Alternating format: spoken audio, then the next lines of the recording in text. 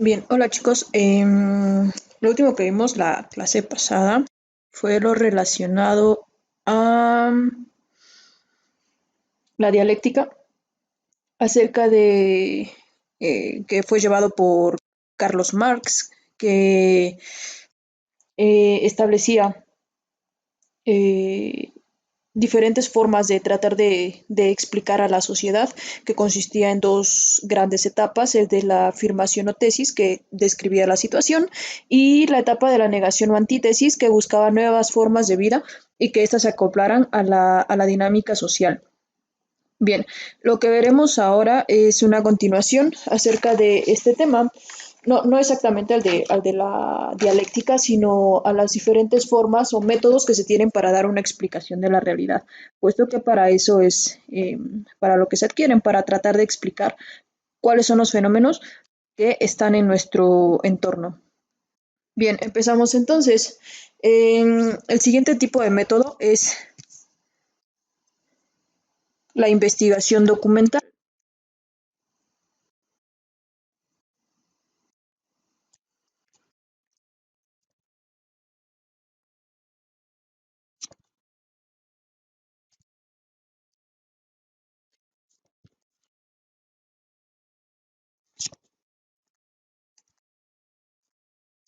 ¿Sale? Ese es nuestro siguiente tema. La investigación documental consiste en obtener datos y su principal característica es que éstas se conservan por un periodo largo de tiempo. ¿Sale? Entonces anotamos.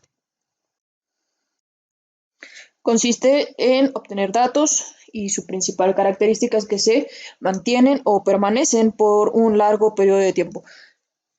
La mayoría de las cosas que se saben de la antigüedad es porque han quedado escritos en algún lugar o en algún momento. ¿Sale? Por ejemplo, sabemos de religión gracias a los libros más antiguos de la Biblia, como ya lo vimos en literatura, el llamado Pentateuco. Lo que sabemos de otras civilizaciones, de otras formas de vida, de organización, es gracias a los libros.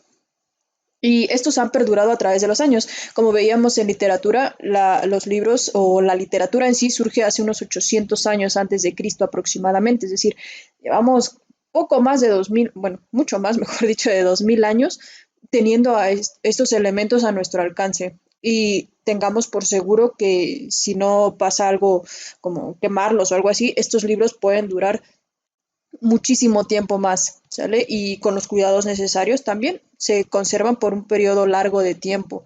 Entonces, en relación a esto, la investigación documental es aquella que se traspola a todo lo que se encuentre de manera física. Como segundo elemento, veremos la definición de documento. Y vamos a entender a documento como todo lo que se encuentra escrito, grabado o pintado de cualquier forma. Dando o apegándonos a esta definición de documento, podríamos tener entonces que un documento puede ser un libro, no es solamente una hoja como usualmente nos imaginamos, una hoja escrita y listo, eso ya es un documento. No, es todo, como dice nuestra definición, todo lo que está escrito, grabado o pintado de cualquier forma. Entonces podemos tener que un documento es en una cueva, en las personas antiguas, en ancestros, pintaban lo que hacían con su vida diaria en estos muros, ¿sale? Entonces podemos tener que también esto es un documento, la caza de mamuts y todo lo que ellos realizaban. Eso también es un documento. ¿Por qué? Porque está grabado o pintado en cualquier forma.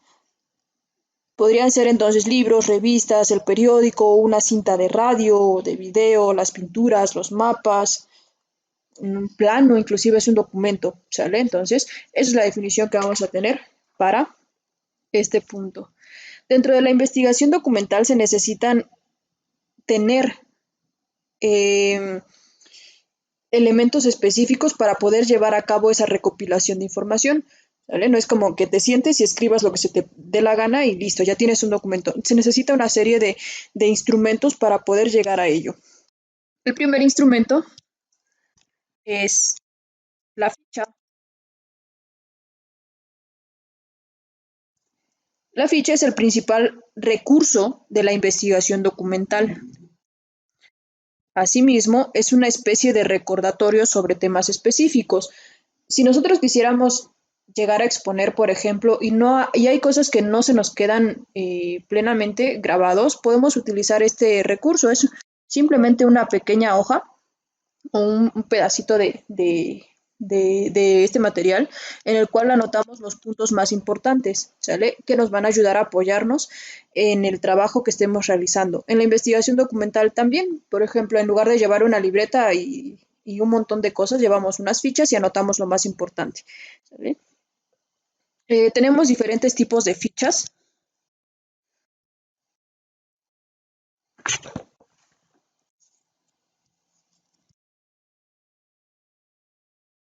El primero de ellos son las fichas bibliográficas.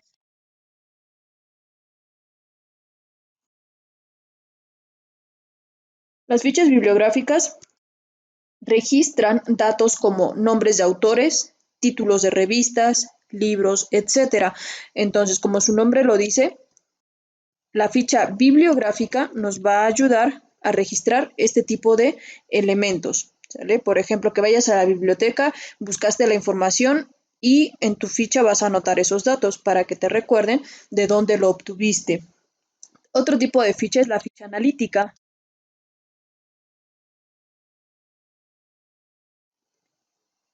En este tipo de fichas se resume o critica el texto registrado en él. Ojo, una crítica no es solamente decir me gustó o no me gustó, ¿sale? No es solamente eso. Una crítica es decir el por qué y dar argumentos sólidos específicos para ello, ¿sale?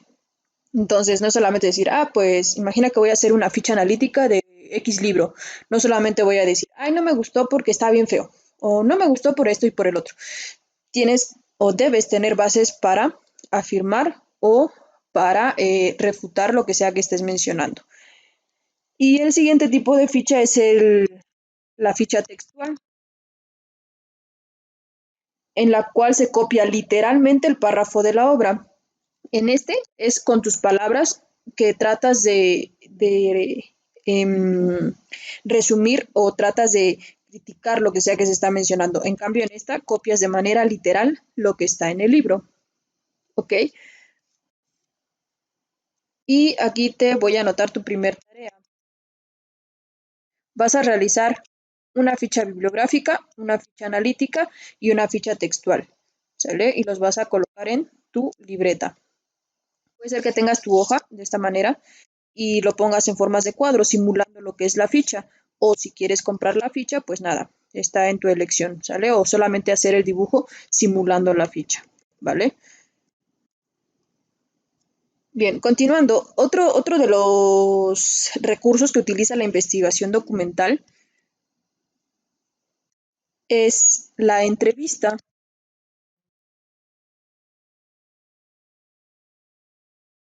La entrevista consiste en dialogar con una o varias personas respecto a un tema específico, ¿sale?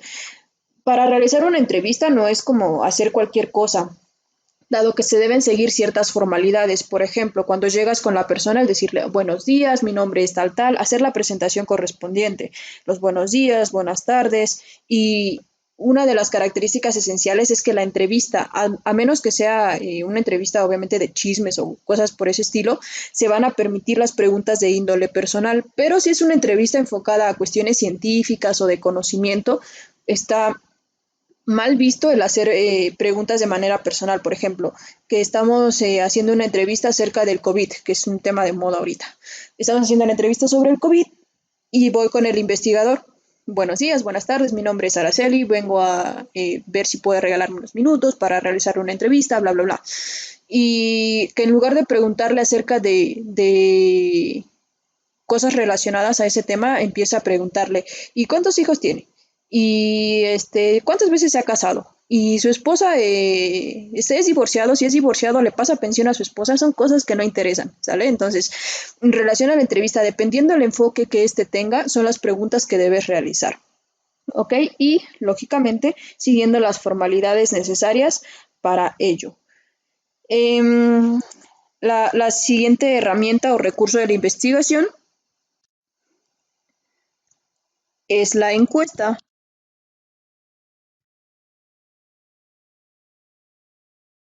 En relación a la encuesta, son una serie de preguntas de manera reducidas que se formulan a varias personas para recabar la información. La diferencia entre la entrevista y la encuesta es que la entrevista es principalmente verbal, ¿sale? Y la encuesta es principalmente escrita, ¿sale? La entrevista usualmente se hace a una o más personas, pero no es una cantidad demasiado grande. En tanto, la encuesta sí puede realizarse a un número grande de personas y no se realiza de manera personal o no se realiza de manera cercana, por llamarlo de alguna manera. En este caso, la entrevista necesitas tener a la persona cerca para realizarla. En tanto, la encuesta solamente repartes las hojitas y listo. No hay una cercanía específica con la persona a la cual estás encuestando. ¿Sale? Dentro de la encuesta hay una herramienta muy esencial para realizarla, que es el cuestionario. Y el cuestionario es un conjunto de varias preguntas hechas por escrito. Entonces, la encuesta es la acción de preguntar, ¿sale? Y el cuestionario es el elemento o la herramienta que utilizas para realizar la encuesta. Son dos cosas diferentes. Una depende de la otra. Encuesta, la acción de realizar un conjunto de entrevistas o un conjunto de preguntas a diferentes personas, y el cuestionario ya es la herramienta, es decir, es esta hojita que tengo aquí para empezar a preguntar a las personas. ¿Okay? Este cuestionario debe ser realizado de manera escrita siempre. Como siguiente elemento de la investigación documental, tenemos lo que es la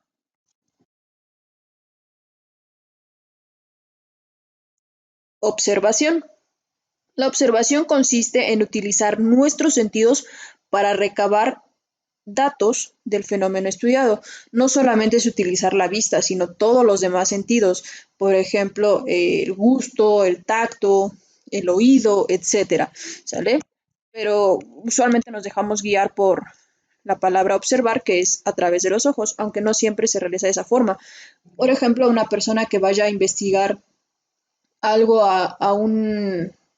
eh, a una selva, no solamente va a utilizar lo que es su sentido de la vista, necesita tener todos sus sentidos alerta por cualquier situación. O una persona que vaya a investigar Alaska, donde hace muchísimo frío, entonces, por lógica, va a tener que utilizar sus sentidos para movilizarse a través de ese medio, ¿sale? No solo la observación. Eh, este tipo de método, el de la observación, es es uno de los métodos con los que más cuidado hay que tener. ¿Por qué? Porque se debe ser muy cuidadoso dado a los peligros que puede haber. Por ejemplo, un biólogo, que es lo que trabaja con cuestiones relacionadas a los virus, bacterias, todo ese tipo de elementos. Imagina que es un virus, imagina que está muy pequeñito y no sé, le da por olerlo, le da por observarlo de cerca, de estar en un contacto muy directo con él, pues nada, va a tener, si es un virus peligroso o es algo peligroso, lo más seguro es que termine muerto. Entonces, es uno de los métodos con los que más cuidado se debe tener. Tenemos varios tipos de observación. Tipos. El primer tipo de observación es la observación simple. En este tipo de observación, el espectador o experimentador actúa desde una perspectiva externa al fenómeno, es decir, actúa simplemente como observador, aunque se suene redundante. Imagina que aquí está sucediendo algún acontecimiento, lo que sea,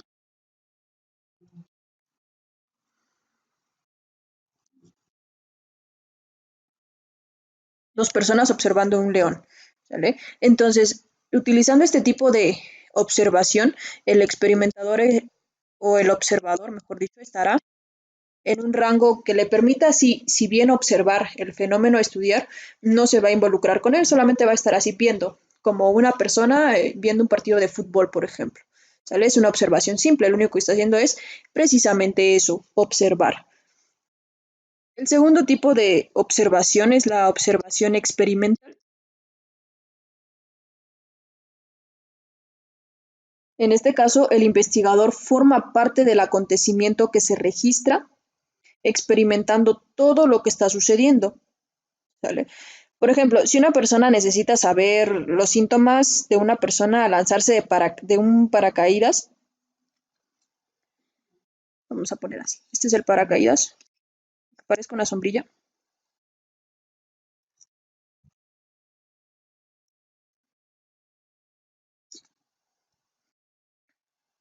¿Sale?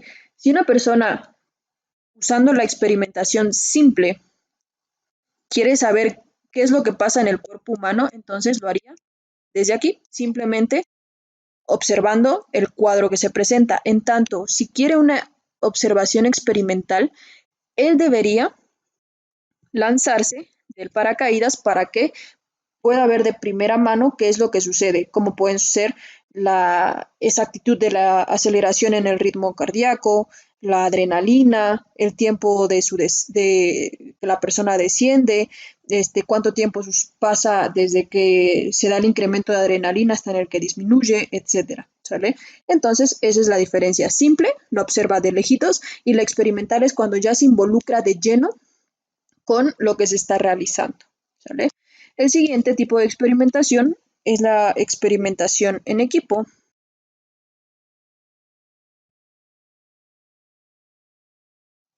en el cual es la participación de varios investigadores a la vez, distribuidos en puntos estratégicos de la investigación. Es decir, imagina que estamos observando X cosa, esta es la X cosa que estamos observando, entonces, si esas tres personas se encuentran en el mismo punto, lo más seguro es que todas tengan la misma perspectiva. Pero si las personas se ubican en diferentes puntos de un equipo, entonces ya se puede tener una perspectiva más amplia del fenómeno estudiado. Cada quien puede observar un punto específico del fenómeno que se observa. Entonces, para eso sirven los trabajos en equipo. Cada quien da su perspectiva acerca de lo que está sucediendo en el fenómeno a estudiar, ¿vale?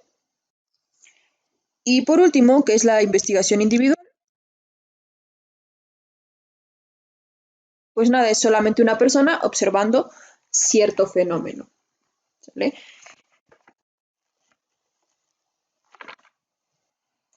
Como siguiente método utilizado por la antropología, tenemos la técnica genealógica.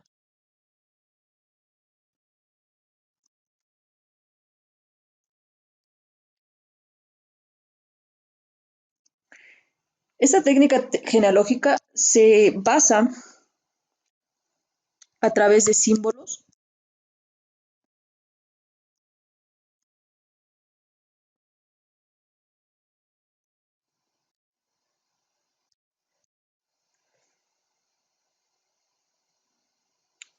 y se usa para construir la historia generacional del informante. Es decir, una persona que necesita saber su pasado biológico, obviamente, entonces empieza a establecer cada una de los elementos genealógicos que la construyen. No solamente sucede para las personas, se utiliza también, por ejemplo, para los animales o las plantas, inclusive, por ejemplo, sabemos que las gallinas actuales son el ancestro más cercano a lo que eran los tiranosaurios. Entonces, esto se reconstruyó a través de esta técnica genealógica. Se utiliza para analizar la estructura, el parentesco, las relaciones parentales y los patrones, es decir, de esta gallina, qué es lo que podría evolucionar en la en un futuro lejano. ¿Sale? Entonces, la técnica genealógica es otro de los elementos que utiliza la antropología para estudiar diversos elementos precisamente de ello, del parentesco. El siguiente es la técnica lingüística,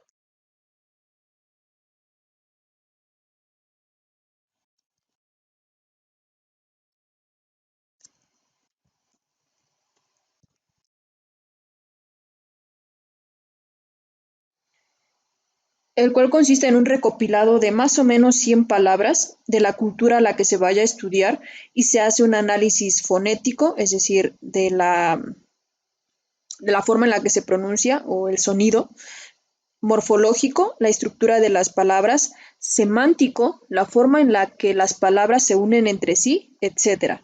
Por ejemplo, gracias a esta técnica lingüística sabemos que el chino mandarín tiene 7 alfabetos distintos y 3 clases para que se puedan hablar.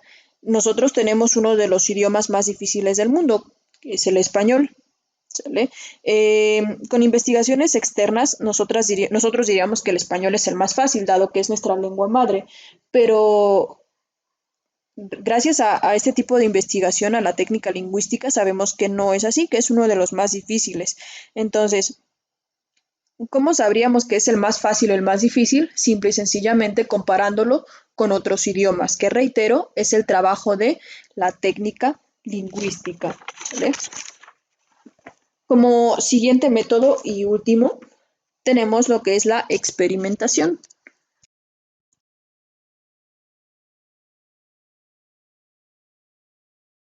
que como vimos no es el único, pero sí es el más importante o uno de los más importantes. Sabemos que en las ciencias sociales, como ya habíamos visto, es difícil que se apliquen las cuestiones relacionadas a la experimentación por cuestiones legales o éticas. La experimentación consiste en recrear a voluntad del investigador un fenómeno estudiado. Por ejemplo, si quiero estudiar la pobreza, obviamente no voy a dejar que las personas mueran de hambre solamente para obtener información acerca de la pobreza, ¿sale? Entonces, en relación a la antropología, es uno de los métodos que menos se van a utilizar, pero en otras materias, como decía al principio, sí es uno de los más importantes la experimentación, como lo puede ser en materias como química, física, matemáticas, etcétera. Pero al menos en antropología, ya lo habíamos visto antes, no puede utilizarse la experimentación, ¿sale? O si quisiera saber cómo reaccionaría una persona eh, cómo reaccionaría en, no sé, en una cortadura, por ejemplo. Entonces no voy a llegar y cortarla solamente para mi investigación. ¿Sale? Esto es o depende por cuestiones éticas y legales el que no podría hacerlo. Para la investigación a través de la experimentación se utiliza lo que se llama diario de campo. ¿Vale? Y el diario de campo es el principal recurso de un antropólogo. Se auxilia de una libreta de notas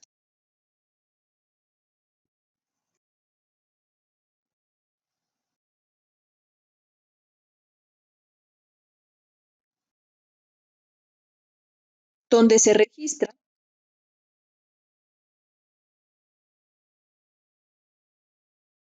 primero, datos del desarrollo de la investigación, anotados de forma en que se vaya presentando la investigación. Segundo punto, no tienen orden.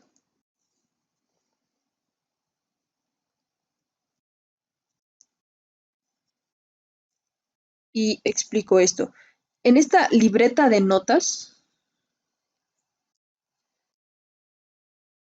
es una libreta, se utilizan dos libretas en la investigación o en la investigación de campo, en la experimentación. La primera es la libreta de notas, en el cual se anotan los sucesos conforme vayan sucediendo. ¿Vale? Día uno pasó esto, esto y esto, día 2 pasó esto, esto y el otro. Las notas como el observador vaya teniendo contacto con la realidad, ¿sale? Y el otro, que es la segunda libreta, ya es lo que conocemos como diario de campo, en el cual en el diario de campo se van a anotar los datos que recopilamos en la libreta de notas, pero ahora de forma ordenada, utilizando la gramática perfecta o gramática exacta, las palabras adecuadas y ordenándolos de manera temática, es decir, respecto a los temas que queremos realizar la investigación. Entonces, uno es de manera desordenada, colocando las notas como tú consideres o como vayas viéndolo, ¿sale? Pues agregarle notas donde tú gustes. Y la otra es el diario de campo, que es el que tenemos acá, diario de campo, en el cual las notas deben de ir perfectamente ordenadas, escritas de una manera correcta, utilizando los mejores elementos en el lenguaje que tengas, ¿sale? Esa es la diferencia entonces entre uno y el otro. Y pues nada, con ello terminamos el día de hoy. Nos leemos la próxima clase. Si tienes duda con algún tema o algo así, mándame mensaje y te envío las notas ordenadas o como las deberías tener, ¿sale?